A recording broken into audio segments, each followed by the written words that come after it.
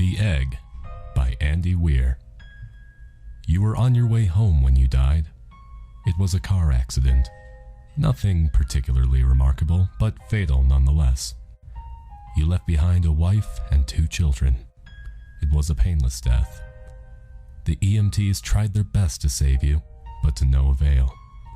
Your body was so utterly shattered, you were better off, trust me. And that's when you met me. What happened? You asked.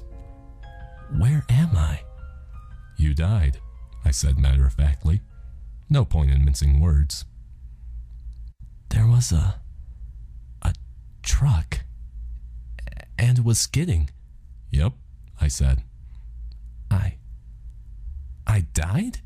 Yep. But don't feel bad about it. Everyone dies, I said. You looked around. There was nothingness. Just you and me. What is this place? You asked. Is this the afterlife? More or less, I said. Are you God? You asked. Yep, I replied. I'm God. My wife. My kids, you said. What about them? Will they be all right? That's what I like to see, I said. You just died, and your main concern is for your family. That's good stuff right there.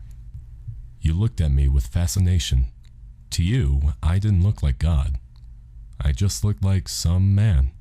Or possibly a woman. Some vague authority figure, maybe. More of a grammar school teacher than the Almighty. Don't worry, I said. They'll be fine. Your kids will remember you as perfect in every way. They didn't have time to grow contempt for you. Your wife will cry on the outside, but will secretly be relieved. To be fair, your marriage was falling apart. If it's any consolation, she'll feel very guilty for feeling relieved. Oh, you said. So, what happens now? Do I go to heaven or hell or something? Neither, I said. You'll be reincarnated. Ah, you said. So the Hindus were right. All religions are right in their own way, I said. Walk with me. You followed along as we strode through the void. Where are we going? Nowhere in particular, I said. It's just nice to walk while we talk. So, what's the point then? You asked. When I get reborn, I'll just be a blank slate, right? A baby. So, all my experiences and everything I did in this life won't matter. Not so, I said. You have within you all the knowledge and experiences of your past lives. You just don't remember them right now. I stopped walking and took you by the shoulders. Your soul is more magnificent, beautiful, and gigantic than you can possibly imagine. A human mind can only contain a tiny fraction of what you are. It's like sticking your finger in a glass of water to see if it's hot or cold. You put a tiny part of yourself into the vessel, and when you bring it back out, you've gained all the experiences it had. You've been in a human for the last 48 years, so you haven't stretched out yet and felt the rest of your immense consciousness. If we hung out here for long enough, you'd start remembering everything.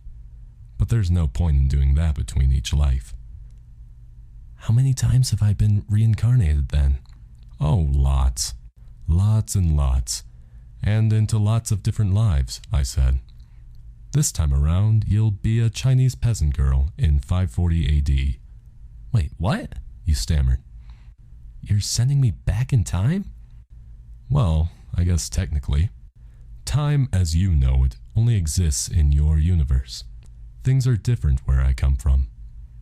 Where you come from, you said. Oh sure, I explained. I come from somewhere else. And there are others like me. I know you'll want to know what it's like there. But honestly, you wouldn't understand. Oh, you said, a little let down. But wait, if I get reincarnated to other places in time, I could have interacted with myself at some point. Sure, happens all the time. And with both lives only aware of their own lifespan, you don't even know it's happening. So, what's the point of it all? Seriously? I asked. Seriously? You're asking me for the meaning of life? Isn't that a little stereotypical? Well, it's a reasonable question, you persisted. I looked you in the eye. The meaning of life, the reason I made this whole universe, is for you to mature. You mean mankind? You want us to mature? No, just you. I made this whole universe for you. With each new life, you grow and mature, and become a larger and greater intellect. Just me? What about everyone else? There is no one else, I said. In this universe, there's just you and me. You stared blankly at me. But all the people on Earth. All you. Different incarnations of you. Wait, I'm everyone? Now you're getting it, I said, with a congratulatory slap on the back. I'm every human who's ever lived. Or who will ever live, yes. I'm Abraham Lincoln? And you're John Wilkes Booth, too, I added. I'm Hitler, you said, appalled. And you're the millions he killed. I'm Jesus? And you're everyone who followed him. You fell silent. Every time you victimize someone, I said, you were victimizing yourself. Every act of kindness you've done to yourself. Every happy and sad moment ever experienced by any human was or will be experienced by you. You thought for a long time. Why? You asked. Why do all this? Because someday you will become like me. Because that's what you are. You're one of my kind. You're my child. Whoa, you said incredulously. You mean I'm a god? No, not yet. You're a fetus. You're still growing. Once you've lived every human life throughout all time, you will have grown enough to be born. So, the whole universe, you said, it's just an egg, I answered. Now it's time for you to move on to your next life. And I sent you on your way.